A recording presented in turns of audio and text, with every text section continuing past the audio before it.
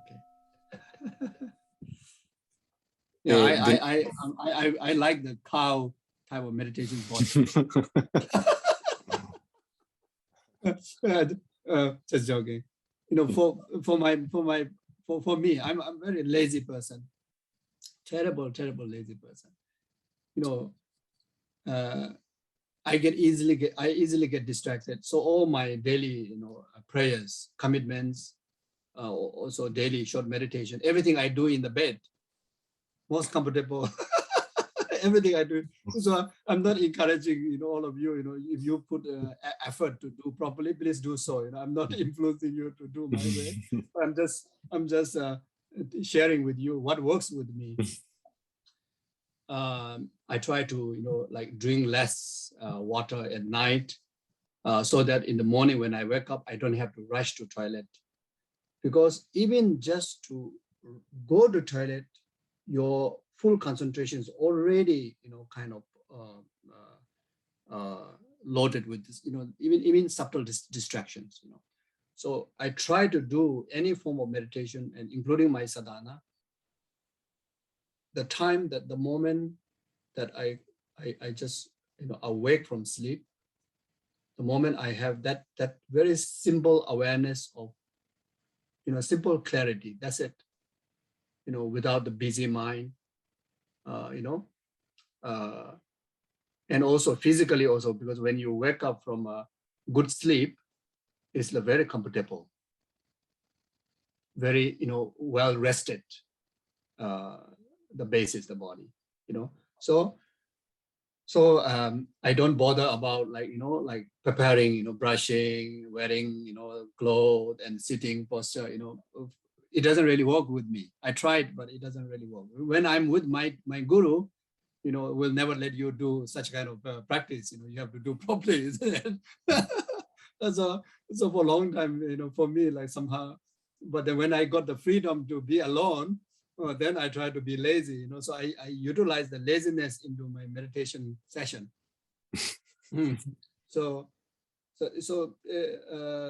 Yeah, so that's what somehow for me, I try to finish all my sadhanas, all my commitments before I get out from my bed. So I try not to leave anything behind. But then, of course, we talk about 6 stations of Guru Yogas, 6 times of remembering refuge, 6 times of generating bodhicitta. So usually try not to count 6 times, all the time, whenever possible, you just try to, remember your Buddha nature, your mind, Guru's mind, deity's mind, oneness, Guru Yoga, you try to remember all the time, as much as possible, not just 6 times, you see. So that's the Guru Yoga, you see. Or then refuge, like always Buddha within, and bodhicitta always, be your existence is for the cause of noblest sentient beings' well-being, and always be mindful, making sure not causing harm to others. Your speech, your physical action, your thoughts, try not to generate any negativities because of knowing that it will pollute to the world and it will harm others. So, so not like kind of discipline to remember 6 times, rather try to remember all the time. So I try also not to break that, that commitment. You see, so. Yeah, so something like that. Thank you, Gesala. The next question, it says, in the scriptures, it's always emphasized that the candidate who honestly wishes to develop the art of meditation should cultivate the thought of no need or to have few desires. And for that, it is mentioned the importance of going for retreat to isolated places. For a family person, and the question comes here, for a family persons with responsibilities, work, and who needs to interact with the actual society, how should this person train to develop the thought of no need without leaving everything behind? Yes. So you see, so here, yes, it is said in the teaching, one of the criteria, you see, from the 6 criteria that given for shamatha, prerequisites, one of them is, physically limiting, things, then emotionally, limit, lessening the desire. So that's true, yes. So, so now, those people who with the family, then, you just try your best, at least, reduce the attachment, even though physically you cannot reduce, you cannot renounce the home, you cannot renounce all the necessaries because you have family, you see, but you still have a choice to renounce the attachment, attachment grasping to that. That's your mindset.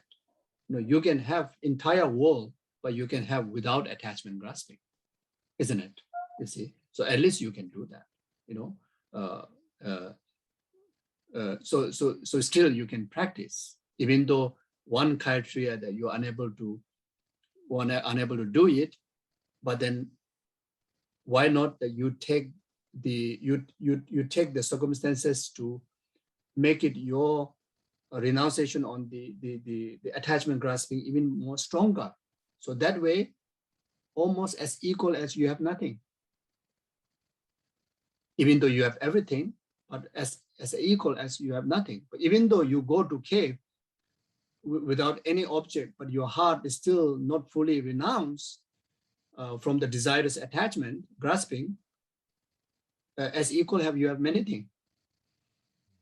You see, so the main thing is the heart, and especially what the scripture, given all these criteria, is to, it is beneficial for very, very fragile beginner, fragile and a very beginner practitioner, to really to kind of be quite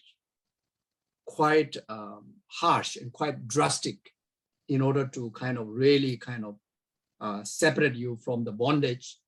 Then this kind of isolation, it can be very helpful. But then when you are quite well trained, and just simply because of you have all those bondage, and you're really unable to go away from it, then you can use your heart in your very best, you see. But generally, you see, the renunciation is the key thing, mentally as well as emotionally as well as physically. That's the key thing for journey of ascetic practice. That's exactly the Buddha's life himself showed that example. He have a kingdom, he have family, he for the cause of enlightenment, for the cause of enlightenment benefit for all sentient beings, and seeing the uncertainty and the empty of essence in the worldly, worldly existence, he renounced even home, and he renounced even family. You see, but in order to get up to that level, you really need to be clear. You cannot return back. Many in today's time, many do that. You rush to become monk, and then you give up. You rush to become nun, you give up. So easily. That means you are just trying out. So there's no point for. It's not a stage to trying out that. Like renounce means renounce. The commitment is the rest of your life. How hard it is, how hard it may be, So this is what Buddha displayed, the importance, that was his almost first teaching, life teaching to us, you see. So that's one thing. Now,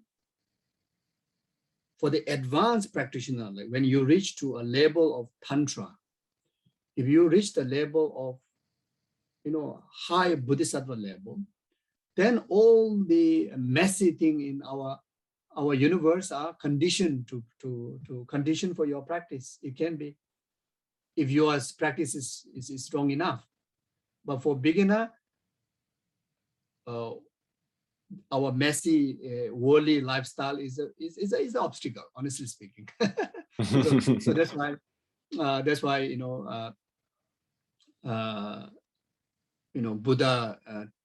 Buddha regarded, Buddha treasure his ordained sanghas are, so important is because of this. There's a reason that. But then again, just becoming monk or nun, just staying in a monastery, just going in the cave doesn't mean you are good. Even the rocks stay in the cave. It's no meaning. Even the wolf can stay in the cave, can be no meaning, isn't it? Even the nastiest person, disguise and stay in a monastery can be no meaning, isn't it? So I think ultimately, how pure your conscience is, I think that's matter. And you have to organize according with your own environment, circumstances, and capability, I guess. Everybody has a fair share to practice in whatever state of life and circumstances you are. Buddha Dharma is for everybody. Buddha Dharma is actually also for non-believers. Buddha Dharma is for everybody. So as long as you inspire Buddha's path, you have Dharma that it will just suit you perfectly, and it will eventually lead to enlightenment.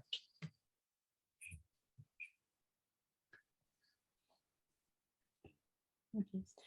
Next question, Yesela, is when you have a certain level of concentration and you merge with the object, you can start feeling a special state of well-being. What is better? Try to keep yourself in this special state, or not to hold on it and just let it disappear? Basically, to be natural is better. Not to interpret too much, not to grasp too much, not to emphasize too much. Try to go through a natural flow is the way to progress.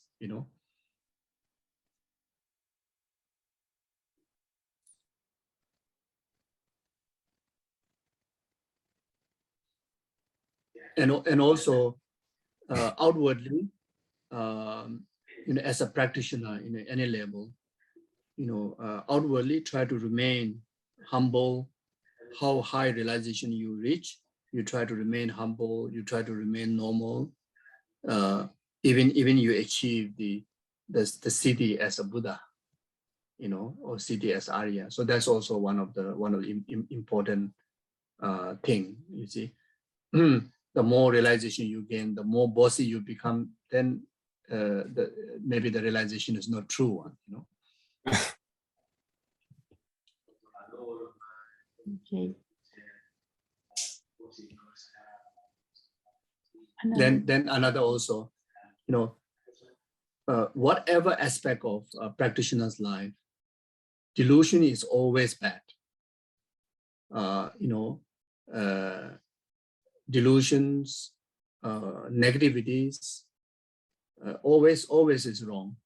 So the higher the realization that you achieve, in fact, you have to be more subdued, more pacified, more gentle, more virtuous, So you may carry a very high name saying that, I am that meditator, I'm this meditator, I'm this realized being, but your action is completely contradict, then something is some big thing is wrong, so that means, sometimes we say, some people may misunderstand, be humble, be normal, even how higher realization you gain. People misunderstand, some people misunderstand that outwardly you do whatever you like, outwardly you just be very, very wild, it won't harm anybody because I have realization. It doesn't mean like that. Many people misunderstand. I know Tantra, I scold you, your blessing, it doesn't work that way, I'm so special, in practice, and you do worse than ordinary people who don't even know Dharma, then that's very sad. That means terribly wrong. Okay. Another question is, what is the moment or ideal requirement to practice Mahamudra? When you have a certain samatha level, if so, which level of samatha? Practice previously Vipassana or both? Define which is the best recommendation for the practice of Mahamudra? Yeah, so there are two aspects. Just to learn about Mahamudra and try to digest the teachings of Mahamudra, then as long as you understand the shamatha well, even you have not gained the realization, as long as you have a good understanding of the common view of emptiness, even though you have not realized, then it's fine. But if you really want to engage in a practice and to realize Mahamudra, then you have to realize the common special insight, which meaning realize emptiness directly, as well as actualize the shamatha, highest realization. Then only you can able to achieve the definite realization of Mahamudra.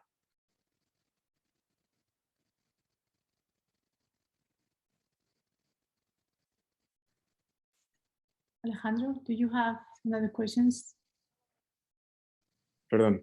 The next question. I was mute, sorry. The next question is, why in Tibetan Buddhism is not emphasized the development of the jhanas, meditative absorptions, like for example in the forest Theravada tradition? Oh, yeah, Tibetan Mahayana do emphasize, definitely. Definitely emphasize, it's not a kind of like a main kind of focus learning and the practice how the Theravada tradition does. It is scattered everywhere, but definitely the jhana, learning of jhana, practice of jhana is definitely there. The other question is a little more specific, maybe is about a sadhana in the FPMT prayer book called a brief daily meditation. And it comes from a person who practices this every day. And it says, it is mentioned after the mandala offering to pacify all the wrong conceptions from incorrect devotion to the Guru up to the subtle dual vision of the white appearance and the red and black increase close to the attainment. What is the meaning of this part of the sadhana? So this one is, the root of the path is the Guru. Then the ultimate path is clear light. So basically, any faults and mistakes, and negativity that occur in relation to the starting of the practice to the result of the practice, you are confessing here, you are purifying that, in relation to that process, So, so the benefit of that is,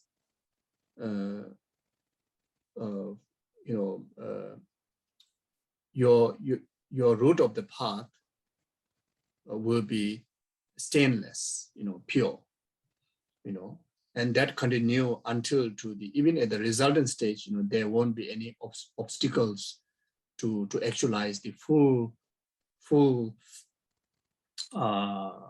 benefit of the clear light when we experience the clear light, when we pass away from this life, so that it gives the opportunity to the practitioner, when the samaya is pure, when the practice is pure from the beginning to the end, then there's a possibility of even actualizing dharmakaya when you experience the clear light. After the white appearance and a red appearance and a near black appearance, then the clear light appearance, you know, during the process of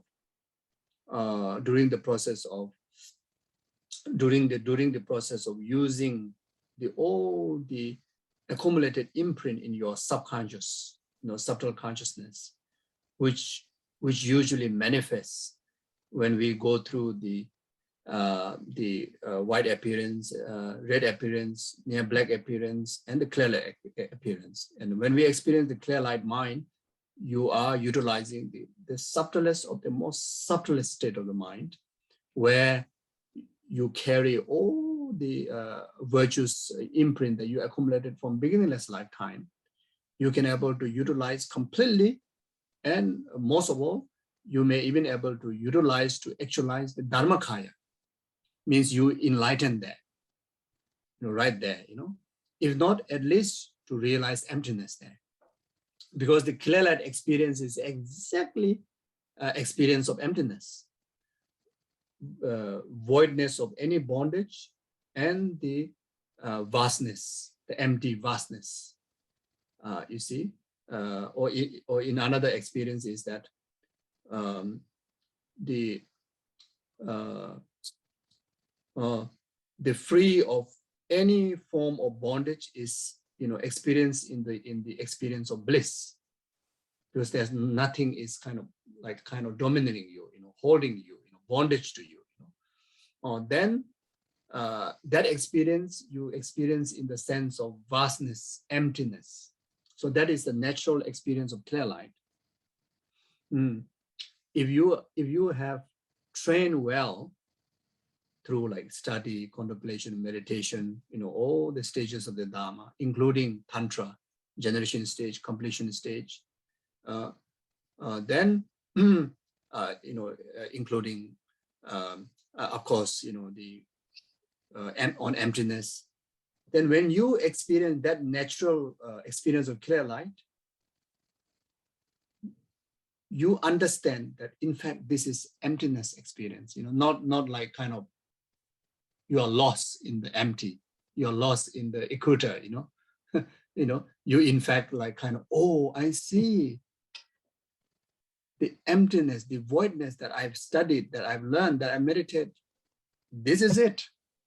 So in the tantric scripture, they give a name, the meeting of the Mapu, mother and the son. Whatever you know, mother and son meeting, you know, is the clear light point. Whatever you learn, whatever you meditate, your experience is good with the pure samaya. When you have the natural experience of the mother, the son meet there. It's like your the son that who work hard, who work whole life. Finally, you meet the mother. So it's a mother and son meeting, you know, means there you realize emptiness. And the mother and son meeting in the most celebrated way, there you realize Dharmakaya, you know, enlightened, you see. So you cannot have even a slightest form of defect in the samaya in relation to your guru, starting point. If that goes mistake, even how well knowledge you may have is contaminated, you know, obscured, you will be obscured, you see. But that doesn't mean that guru, you know, guru devotion is intact, but in between you do whatever you like, also cannot. You have to keep the samaya until to the last breath. Last breath is not the clinical death breath, you know, the last breath of the last breath is the last life force in your indestructible drop. That is the last breath. So that is the moment you experience the clear light. So this part of the sadhana is referring to the process of death. Guru devotion all the way to process of clear light of death. Okay. So meaning entire path, you know, this particular prayer is so powerful. Just by reciting, actually you are reciting to purify all the negativities in relation to the very beginning to the end. But then if you interpret more, then you can actually do a very, very profound meditation, you know, meditation of purification in relation to Guru, in relation to Buddhist vow, in relation to Tantric vow, you know, etc., etc. And it's like a taking step initiation. Okay. Yeah. Thank you. And the last from this, the ones that I have, the last question is there any difference between on the subject of developing shamatha on the sutra path to tantra path when you develop shamatha? The subject-wise, same. Sutra and tantra, same. The object, you know, can be different. Of course, you know, we know. You know, in tantra, you can use mandala, you can use deities, you can use chakras, you know, channels, you know, drops, you know, as object to develop shamatha. In the sutra, you know, you use just a common, you know, Buddha's images, you use emptiness, bodhicitta, etc., etc. You see, so subject is the same. The technique is tantra and sutra, developing shamatha, exactly same. Okay, thank you. Okay, I have another question. It says, which meditation do you recommend us for emptiness? Oh, for meditation on emptiness, okay. You can also use this the word from the Heart Sutra. You know, form is empty, emptiness is form. Form is not other than emptiness. Emptiness is not other than form. This is very, very helpful. You know, this is something that it's a universal, and I try to use it. It is so easy. You know, it is so straightforward. Whenever that, you know, of course, if there's no like obvious grasping arises, then you generally, you know, like I is empty, emptiness is not other than, you know, me, etc., etc. But then specifically when you have a problem comes in your way, then when the problem comes, suffering comes, grasping increase, isn't it? Or some excitement, you know, gift comes, you know, you also grasping increase, you know. People praise you, people scold you, you know, etc. Then the grasping becomes strong. And those grasping are very much the negation, you know, inherent grasping, true is this grasping, etc., etc. Then that time, you know, this problem, you know, is empty. Emptiness is not other than this problem, you know. Problem is not other than its emptiness. It's so, so helpful, you see. Or you can just recite all the way, form is empty, all the way down to Shariputra. Likewise, then also emptiness. So instead of saying Shariputra, you have to, you can remember, like Buddha is talking to you. Form is emptiness, emptiness is form. Tenzin Zopa, remember, just now the someone scold you, that also is, you know, in the nature of emptiness. So helpful. Like your guru, inner guru Buddha is like directly reminding you. So that's one thing. Then there's another one, is a 7-point. Usually in the philosophical text, they use the carriage, you know, like a horse carriage as example. Like the carriage is, you know, carriage is not other than it is part, etc. Now this one you can use. I have here.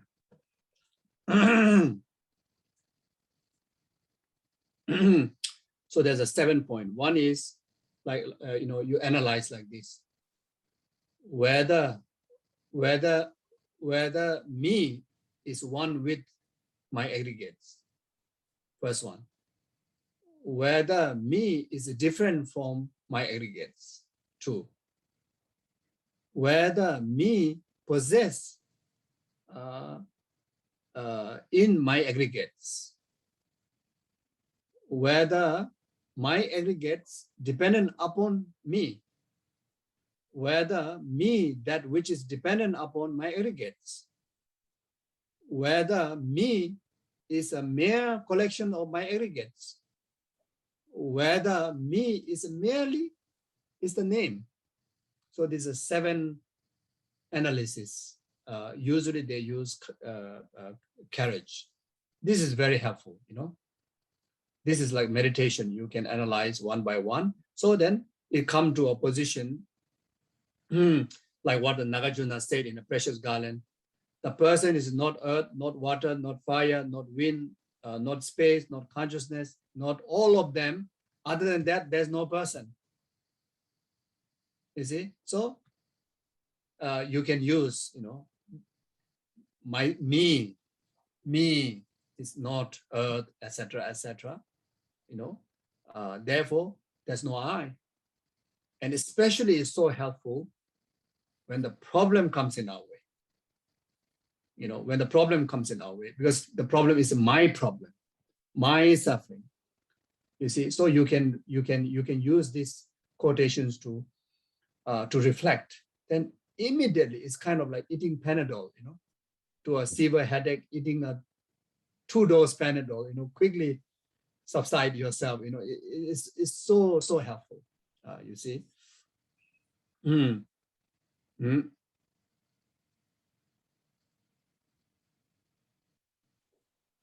So then another one, like what it says in the 37 practice of Bodhisattva, it says like this. This is very beneficial.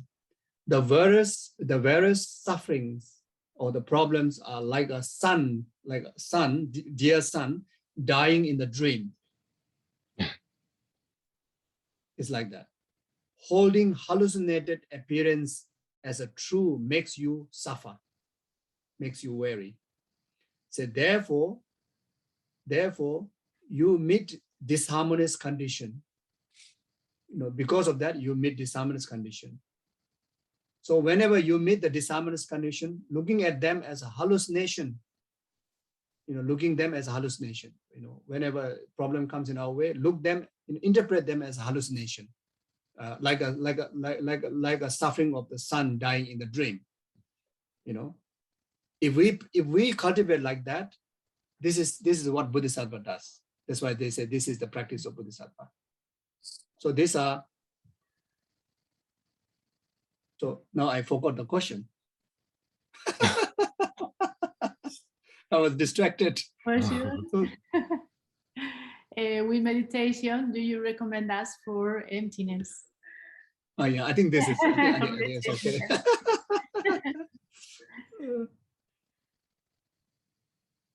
Okay, another question that I have here is, could Gesela give some advice to keep mindfulness on bodhicitta during our everyday activities?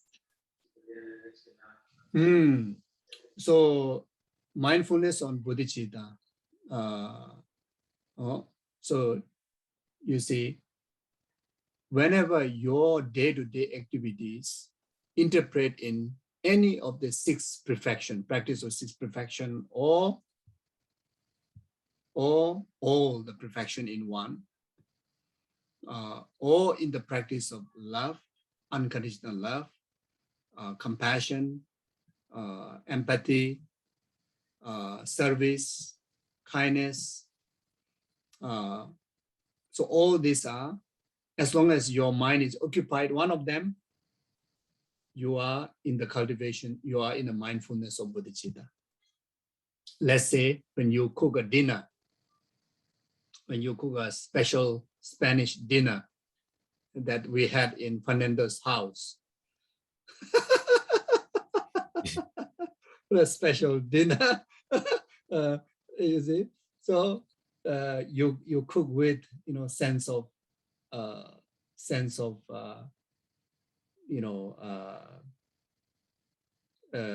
to say, moral value, sense of moral value, a moral value of knowing the preciousness of the people who you're going to feed. Could be yourself. You're cooking for yourself, or you're cooking for anybody else, or the moral value of knowing each person's body, minimum 84,000 living beings, bacteria is out there, more than that. But Buddha says minimum 84,000 living beings. How tiny your body may be, minimum 84,000 living beings. And this 84,000 living bacteria, their life depend on your survival of the body. You see? So concern the well-being of them, and you cook this is a moral responsibility.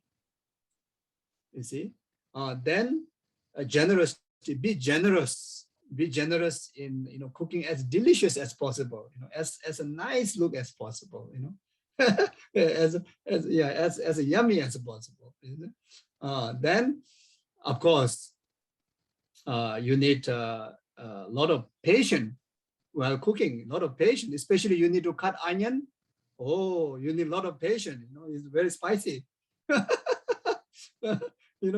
Then if the fire is not good, you need a lot of patience, so you need patience in being detailed, making sure correct amount of salt, etc. All these require a lot of patience in the concern of the well-being of the people who are going to eat your food. You see, then joyous effort, because I'm going to serve minimum, even though I'm cooking for one person, but actually I'm cooking for 84,000, more than 84,000. You count yourself in 84.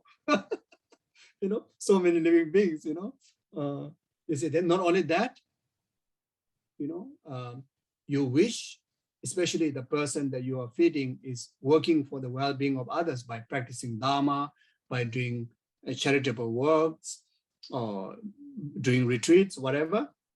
Then it's such a precious, this person, if I able to feed nice food and able to make his life longer, his body healthier, he's going to benefit numberless sentient beings. He's going to benefit so many beings. He's going to preserve the Dharma. He's going to contribute such a positive energy into the world. Wow. I'm so happy to cook. I'm so happy to cook. Wow. So much joyous effort. Joyous effort in making as delicious as possible. Cook the way how he or she would like. Then concentration. Mindfulness. Being mindful. Not to get agitated, not to feel guilty, not to feel, impure, not to have any form of negative emotion in relation to, stay focused, be mindful, not letting negative emotion in your mind, just stay focused on cooking with the value that you have for the concern of well-being of all beings. You see, here comes concentration. Then the wisdom. That's the most important part. After cook, you bring to the table, and the guest didn't like your food. No offense, because you cook selflessly, you cook unconditionally. There's no grasping. You see, you have a pure motivation, you put full effort, but actually you are a terrible cook. In reality, you are a terrible cook. The only thing is you have such a pure motivation, you put full effort, but the result was awful.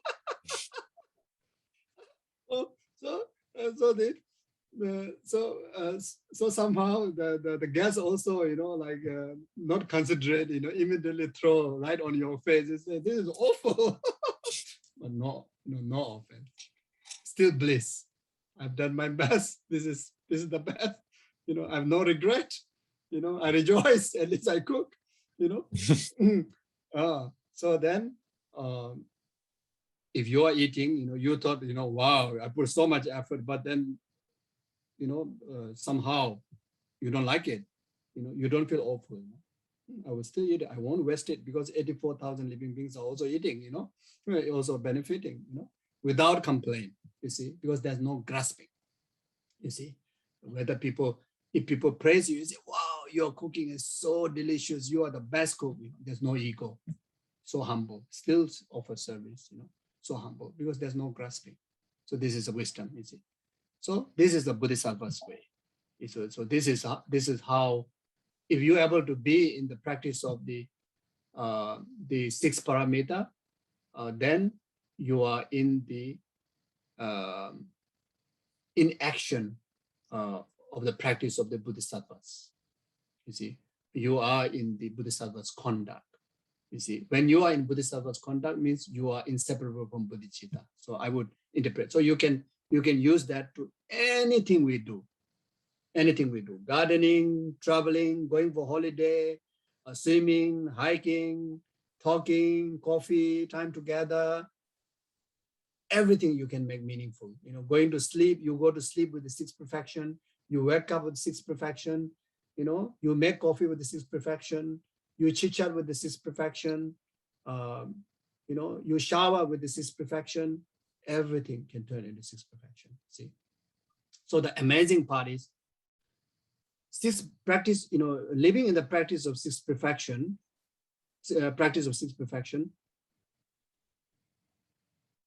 is the method to not to transgress in Bodhisattva's vows. If any transgression unknowingly happen, living in the practice of sixth perfection will revive, will recover it. It's so powerful, you know, like that. Thank you. Thank you, Gesela. The last question is, how can someone meditate in past lives? Is there any recommended practices? How can you say again? How can someone meditate in past lives? Is there any recommended practices? Someone how meditate in a past life. I still don't get it. How to meditate in past lives? Oh, how to meditate in past life, or how to meditate to know past life? You mean? On the past lives, yeah. Or how to meditate on past life? Oh, okay. Oh, this is hard. How to meditate on past life? See. Oh, okay. Maybe like that. I don't know whether I understand the question or not, but you see,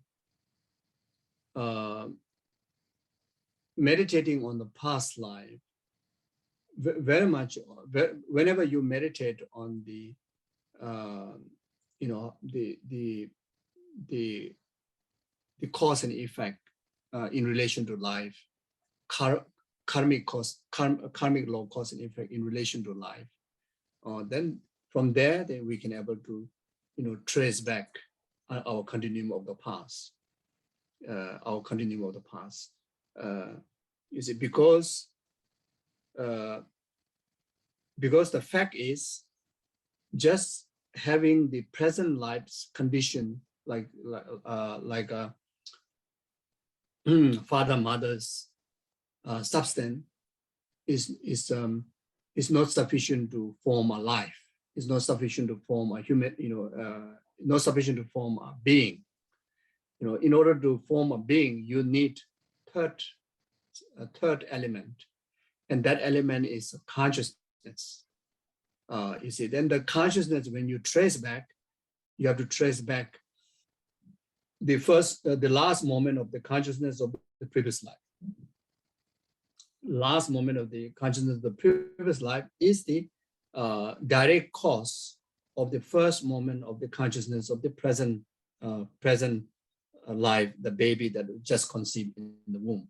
You see, so now that last moment of the consciousness of the previous life also has it is continuum, because if there's no earlier continuum, it cannot exist then. So if you trace back, then you can trace back all the way up to the first moment of that very lifetime's consciousness, and that also is traced in the past life. So it's that's how that you trace beginningless life, beginningless continuum of your being. You know, that's how you can analyze. You know, through analytical meditation, you can analyze like that. As far as concerned with the meditation, yeah, this is analytical meditation. So as long as we understand the interdependency out of it, when we understand the as long as we understand the interdependency of life after life out of this meditation, you know, one fulfill the purpose of meditating on past life. I can say like that. The reason is without having the wisdom of existence of past life, we cannot relate, only this very life, we cannot relate to rest of the numberless sentient being. Right. You know, so then if we cannot relate rest of the numberless sentient being, a connection, interdependence connection, there's no basis to generate bodhicitta. Or something like that. So if we say, oh, mother sentient being, oh, mother sentient being, because of beginningless lifetime, you know, and all sentient beings have served as a condition, like how our present father, mother serve as condition to this precious human rebirth, this precious life. Similarly, rest of the other sentient beings, not only one time, numberless time, you know, serve as a father, mother to us. Since the reason is since there's a beginningless existence of your life there. Thank you. Thank you. Thank you, Gisela. We have finished with the questions that people sent to us, but if you think we have 2 minutes more, there is a question. I have no problem.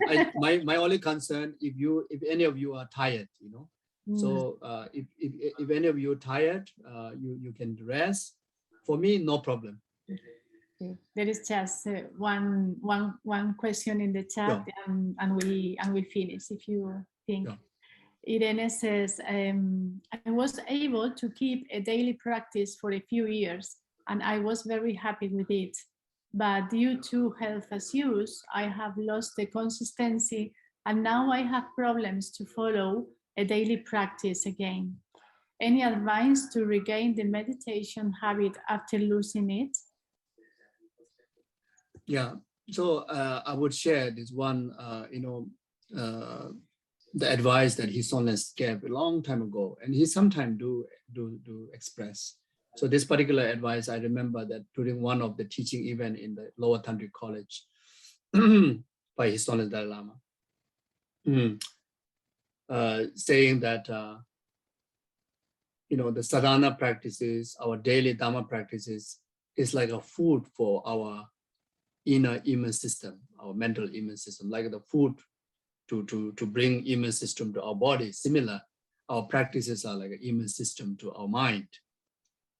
So like the food, if we forget or if we feel lazy to eat lunch, or and if you miss eating one day or a few days of eating food, or because of you cannot find the food, or because of you feel lazy to eat, or because of you are in trouble with something else, health, and you're unable to eat, then when you resume, the time that you're able to eat, and you just eat it. You cannot say, because of I was unable to eat in the past few days, now I don't want to eat at all. Because it's a matter for your immune system, you need it, for your survival, for physical survival. Similar way, our innate, our innate value of life, our in particularly, the spiritual, value, spiritual development, which whether we believe or not, it is a requirement, and it is there. So therefore, the practices are like the food for our spiritual immune system. So even though we have occurred some obstacle to do in the past, now you can resume it, and you can resume with some reasoning to get back to the pace of your interests, like what you have before, which you lose in the halfway. Such as precious human rebirth, such as definite, existence of Buddhahood, the value of altruism, value of path, value of merit, like we wish to achieve all our wishes, isn't it? Like Lama Tsongkhapa says, when you have enough merit, all wishes will come true. You see, and whatever problem that we go through is very much lacking of merit or exhaustion of merit. You see, and we need to have some faith in that. We need to understand that. Then, even though yes, keeping up with the practice is not easy, it's hard. But we need to, with all this reasoning, then we will kind of make us to do again and again, So that's how I think we keep up. And also, we cannot give up practice because of we feel tired, we don't like it. You know, this is a very, very, very worldly way of doing things. You know, we have to do a bit different way. You know, that's why I say apply reasoning. So as far as concerned with the practice, sometimes the practice and the spiritual life can be the hardest. You know, like you see, like we sanghas like look so wonderful. You know, no need to go through family problem, but we also have big problems. You know, the sanghas life can be harder than anyone's life also. You know, but we have a reason. You know, always reminded by the reason, advantage, the benefit of the vows, benefit of, you know, the preciousness of life.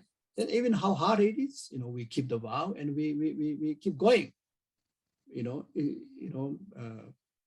So like the Dharma practice is like that. You know, Dharma practice, sometimes to handle our Dharma practice, it can be much more harder than handling a very complicated, you know, billions budget corporate company.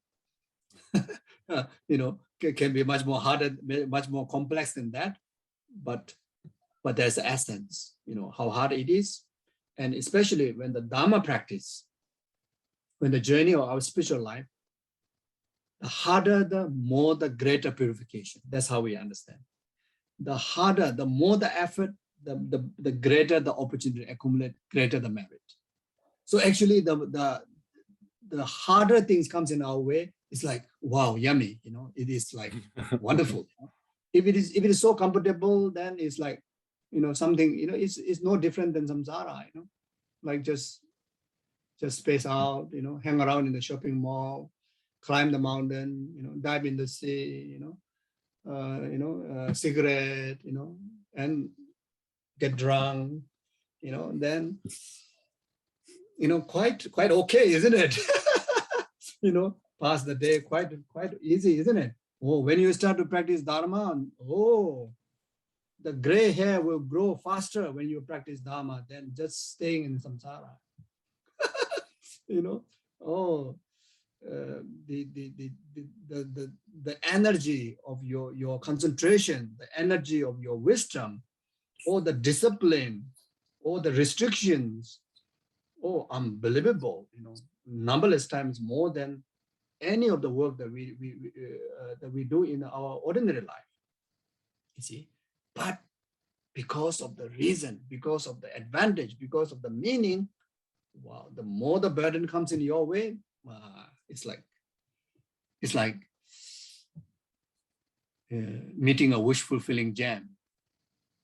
You know, more the trouble people comes in your way, it's like meeting a wish-fulfilling jam, like what says in the adverses of the transformation or the Lojong teaching, you know. For practitioner, you know, instead, you know, the practitioner, you know, appreciate criticism more than praise. Or if you literally translate, for true practitioner, don't appreciate praise, you know, rather appreciate criticism. You know, literally say like that, but I try to make it a bit light, you know. I mean, we are, you know, like, it's still beginner, so don't say I don't want praise. You know, I also want praise, but I also don't mind criticism. You know, you see, so that kind of resilient practitioner we have to reach up to, you know. Oh, then when we meet harm givers, you know, we really like meeting a precious root guru. You know, when we encounter harm givers, when we encounter someone as an enemy to you, someone come and harm you, it's like you meeting your precious root guru after a long time. Immediately you prostrate and wow, you know, how precious it is. So this is the spiritual immune system that we need to have. We need to train up to that, you know. Oh, the sadhana, wow, so many pages. When I don't practice, I can watch TV anytime, I can go out anytime, I can have coffee anytime.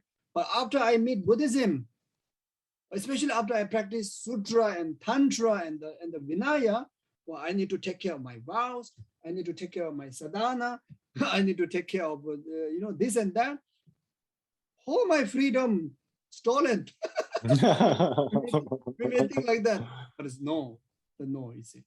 In fact, you are, the more the discipline comes in your way, say, how fortunate I am. Every single minute, every single, direction, I'm protected by Buddha, Dhamma, Sangha. So I'm fearless. Even death comes, I'm fully prepared because I was always protected by sadhanas, by gurus, by teachings, by practice, by vows. Anywhere I go, even I died there, I have no fear. And in my life, nothing to regret because I'm fully occupied by meaning of life, like that. You see. So Dhamma practice, hard, it's not easy, but welcome. Why not?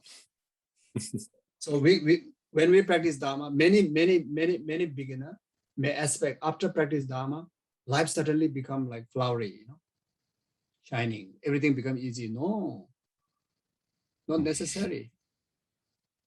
Not necessary, Externally, especially those true practitioners have a limited things. Even the house becomes smaller, maybe no car, maybe no shoes also, Yes, it is hard, but you become rich in your heart. You become billionaire in your heart. You are completely kind of abundance, freedom, peace, joy, So there's two things, you see. So through practice, we do have to expect some kind of settledness, some kind of,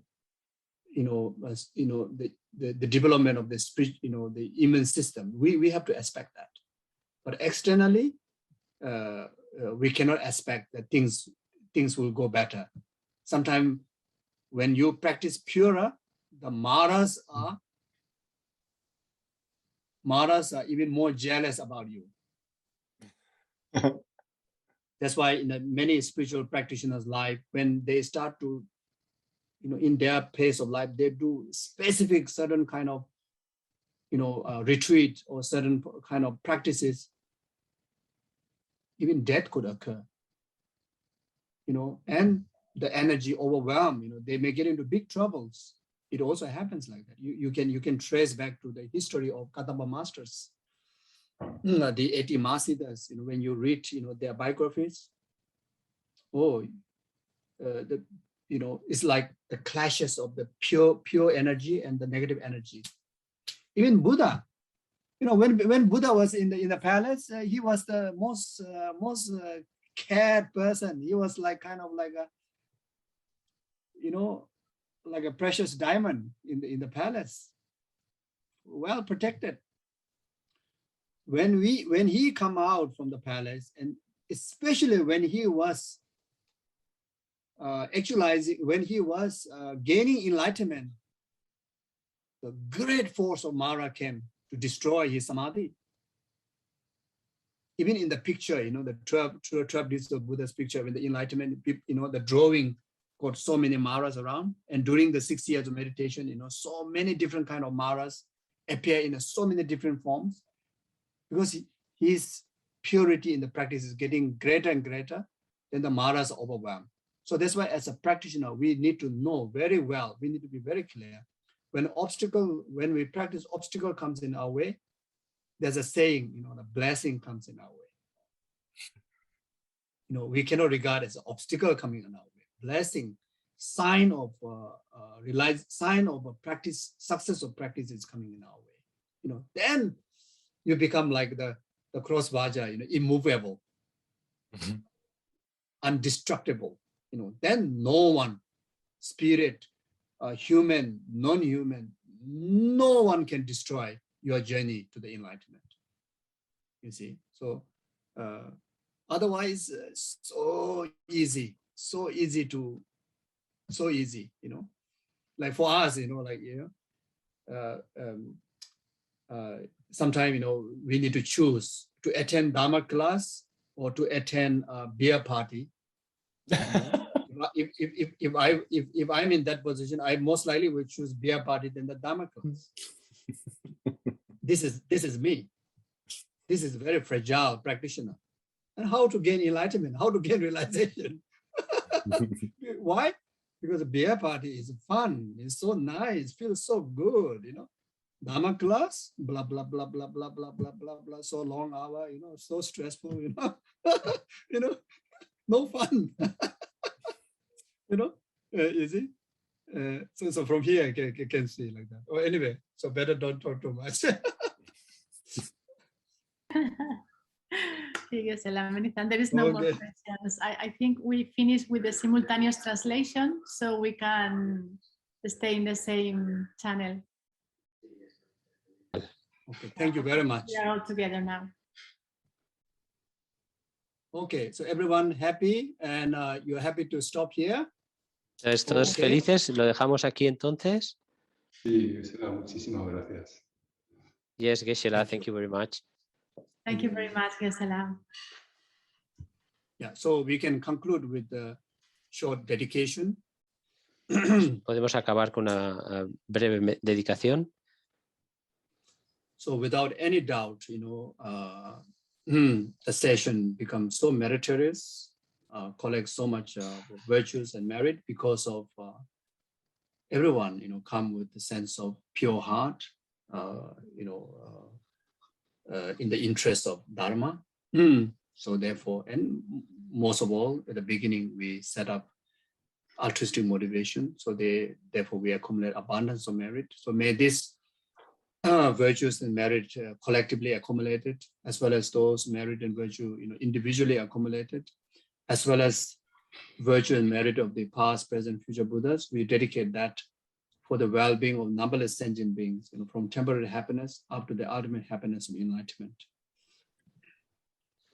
Entonces, sin duda, hemos con esta sesión coleccionado una enorme cantidad de méritos, de virtud, porque todos lo hemos hecho con un sentimiento desde el corazón puro y con interés en el Dharma, y desde el principio ya hemos establecido la motivación. Entonces eso, hemos creado méritos en abundancia, y no solo los méritos que hemos acumulado aquí, sino cada uno de nosotros individualmente, pasado, presente y futuro, y también los méritos, la virtud creada por los Budas del pasado, presente y futuro. Todo junto, esto lo dedicamos para la felicidad temporal y final y última, bienestar de todos los seres sintientes. May this collective merit be complete cause for this pandemic around the world, and also the natural disasters that are occurring around the world, and as well as the man-made disaster like the war around the world, be pacified, and everyone able to enjoy meaningful life with full of virtues. También que estos méritos sean causa para que esta pandemia que azota el mundo, y también todos los desastres naturales que existen y todos los problemas creados por el ser humano, como las guerras y demás, todo esto sea pacificado y todos podamos disfrutar de toda una fuente de virtud y de cosas virtuosas. May this collective merit of ours be the complete cause for anyone who passed away, especially in last 49 days, free them from the suffering of death, suffering of intermediate state, suffering of rebirth, actualize higher rebirth in the Buddha's Pure Land, and there they actualize enlightenment within that very lifetime. Y pueda todo este karma colectivo creado entre todos nosotros ser la causa de que cualquier persona que haya fallecido, especialmente aquellos durante los últimos 49 días, pues sea liberado de todos los sufrimientos del renacimiento, de los estados intermedios y demás, y que rápidamente pueda lograr renacer en una tierra pura y lograr la iluminación cuanto antes.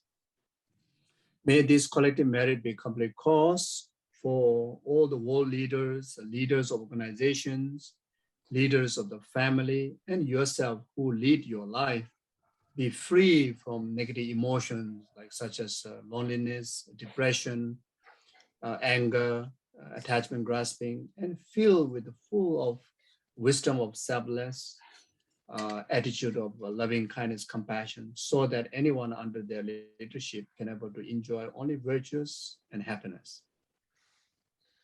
Y pueda este karma colectivo ser la causa completa para que todos los líderes mundiales y de todas las organizaciones, líderes familiares, incluidos vosotros mismos, líderes, entre comillas, de vuestras propias vidas, nunca, que pueda acabarse todas las emociones destructivas en nuestras mentes, cualquier sentimiento de soledad, de depresión, cualquier engaño como el enfado o como el apego y demás, y que solo pueda prevalecer la sabiduría y la compasión y demás, que solo sea virtud y felicidad en nuestra experiencia.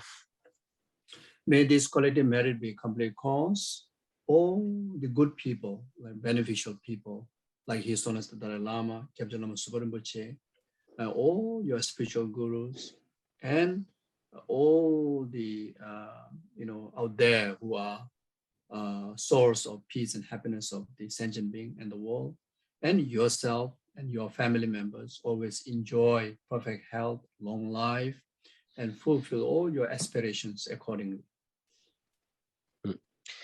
Y pueda esta karma colectivo ser la causa completa para que toda la gente buena, positiva, como por ejemplo su santidad, el Dalai Lama, Lama Zopa Rinpoche, todos vuestros otros gurús espirituales y demás, y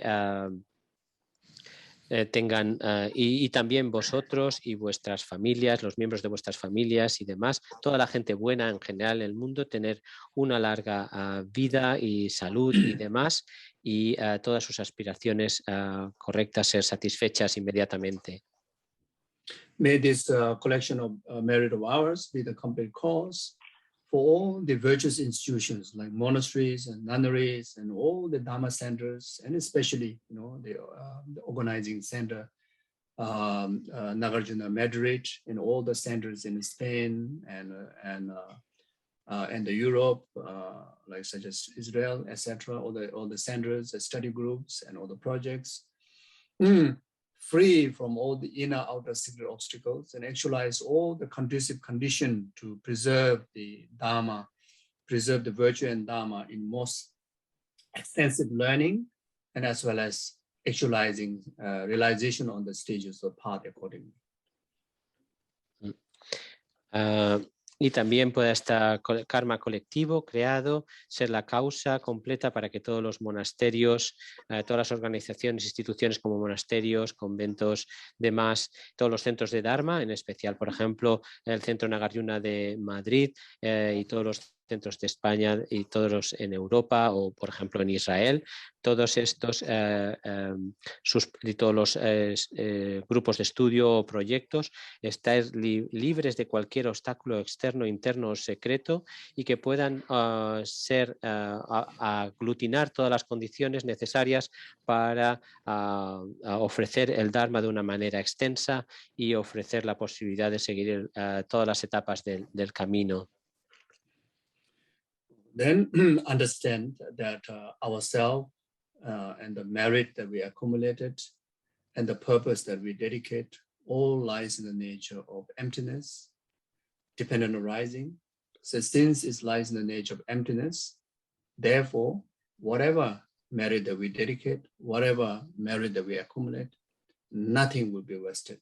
Everything will ripen accordingly.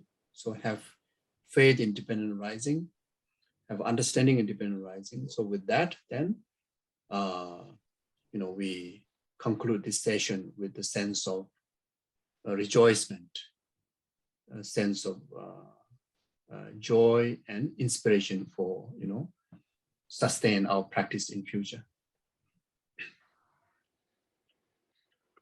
Y finalmente, siendo conscientes de que tanto nosotros como los méritos creados, como el propósito de estos méritos, el lograr la iluminación para todos los seres y demás, todo esto está vacío, existe dependientemente.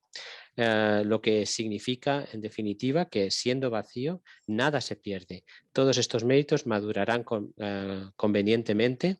Teniendo esta fe y esta comprensión sobre el surgir dependiente, hacemos esta última dedicación y concluimos esta sesión alegrándonos, regocijándonos, teniendo esta satisfacción e inspiración para continuar con nuestra práctica en el futuro.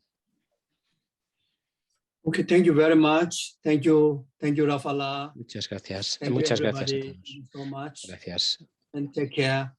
Cuidaros. Thank you, Gesala. Thank Muchas you, gracias. Tejase. Thank Thank you so much. Thank